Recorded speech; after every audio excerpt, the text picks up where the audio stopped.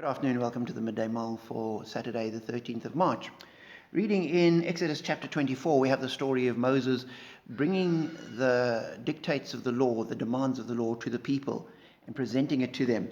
In verse 3 we read, "When Moses went and told the people all the Lord's words and commands, they responded with one voice, 'Everything the Lord has said we will do.'" And then again in verse 7, when Moses has written it down, he takes the written book of the covenant. Then he took the book of the covenant and read it to the people. They responded, "We will do everything the Lord has said. We will obey." And yet they didn't. And I was wondering as I read that, were they serious or were they just lying through their teeth? And having been a teacher, I'm very well aware that very often you'll ask kids a question and they will think, what's the right answer? Not what do I think, but what does the teacher want to hear? Did you understand everything in the lesson? Yes, sir. It turns out they understood nothing. But the right answer is, yes, sir. And I was wondering, are the people like that to Moses? Now, this Moses character, what does he expect us to say?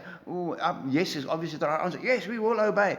No intention of obeying those laws, that they're impossible to keep. But I don't think that was it. I think that the people genuinely thought this was a good idea. And they thought those are good laws. It's a wonderful covenant. Yes, we will do that. We will obey. They didn't realize how weak they were.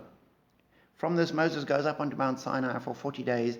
And while he's up there, the people persuade Aaron to make a golden calf and they turn away. Within 60 days, at most, 2 months of having said enthusiastically, we will, they didn't. And for me, the encouraging thing is it's a reflection of our humanity, because so often I'm exactly like them. With noble intentions, wonderful ideas, really wanting to do something, but just not being able to follow through. And the encouraging thing is that God doesn't give up on them. He doesn't abandon them in the wilderness. He doesn't say, okay, that golden calf, I'm off in the other direction. He goes, he judges them, he holds them to account, but he keeps leading them. He keeps shaping them and eventually gets them into the promised land.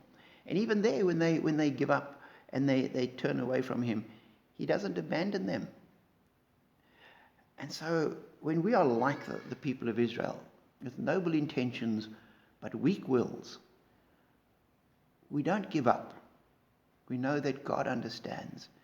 And so that when we've failed, when we've thought we would do something and we didn't, when we disappoint ourselves, we can go back to God and say, God, we're sorry. And God knows, he understands. And like with the Israelites, he holds on to us. So know that and be encouraged that God is a holy God with perfect laws and high standards, but is also a loving, compassionate, and forgiving God. That's who we follow, and that's who works in our lives. Know that and be blessed.